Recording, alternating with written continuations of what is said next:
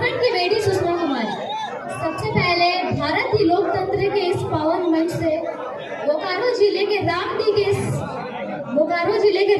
के इस पावन धरती से जेबी कैसेट के सभी कार्यकर्ता, सम्मानित बुजुर्ग, मातृशक्ति, मीडिया प्रभारी एवं चमकती युवा शक्ति को झारखंडी जोहार करती हूँ।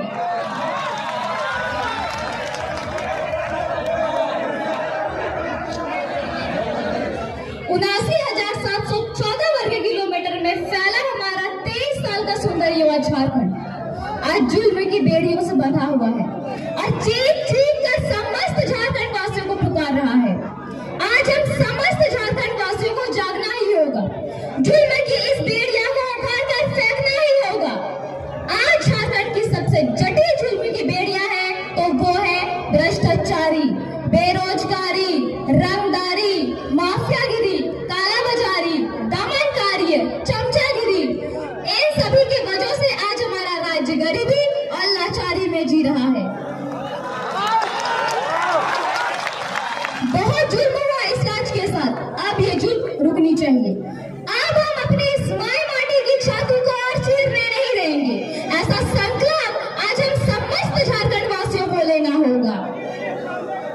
और मैं सुषमा कुमारी ये बताना चाहती हूँ कि 2024 में सत्ता के सिंहासन पर वही बैठेगा जो सिंह जैसा निर्भय हो, चरित्र जिसका शुद्ध हो, साहसी सूरवीर हो, भगत सिंह जैसा विचार हो, विनोद बाबू जैसा ज्ञान हो, निर्मल जैसा हिम्मत हो और जिसमें सद्बुद्धि और विवेक हो और जो बेईमान एवं भ्रष्टाचारियों का धुआं धुआं कर दे।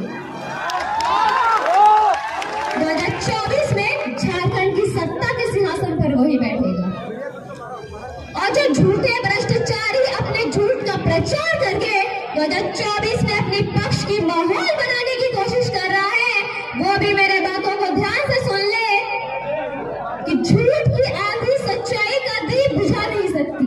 झूठ की आंधी सच्चाई का दीप बुझा नहीं सकती। कोशिश कर ले, आग पानी को जला नहीं सकती। जिसके साथ खड़ी है जनता जनार्दन की शक्ति, उसे दुनिया की कोई भी ताकत अब हरा नहीं सकती।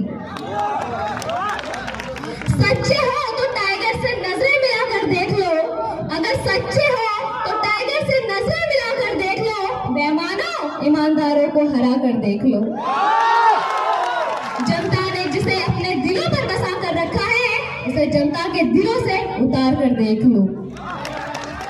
कोई नोटों के तो कोई बोतलों के सहारे बैठा है, कोई नोटों के तो कोई बोतलों के सहारे बैठा है, तो कोई विकास के झूठे खोखलों के सहारे बैठा है। कोई जाकर कह दो उनसे कि 2024 में चुनाव वही जीतेगा जो जनता के दिलों पे हौसलों के सहारे बैठा है। जनता के अदालत में अब इंसाफ हो जाएगा, झारखंड से भ्रष्टाचारी साफ हो जाएगा। जनता के अदालत में अब इंसाफ हो जाएगा, झारखंड से भ्रष्टाचारी साफ हो जाएगा। झूठे वादे कर 5 साल तक ठगने वाले गुनाहगारों, मत सोचना गुनाह माफ हो जाएगा। अपनी शक्ति को हम समस्त झारखंड वासियों को पहचानना ही होगा। ठंड पड़े लहू को उबालना ही होगा, दब ना जाए कहीं इस भीड़ में आवाज, टाइगर की दहाड़ बनकर अब गरजना ही होगा।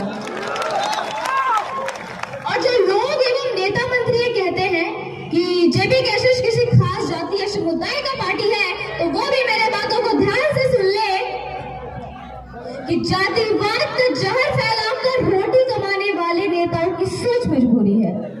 जातिवाद का जहर फैलाकर रोटी कमाने वाले नेताओं की सोच मजबूरी है, मगर जनता को मिलकर इस जातिवाद नेताओं का विरोध करना जरूरी है।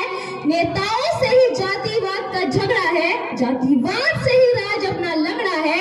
आओ 2024 में सबक सिखाए उन नेताओं को जिसने जनता को जाति में बांटकर सत्ता को पकड़ा है।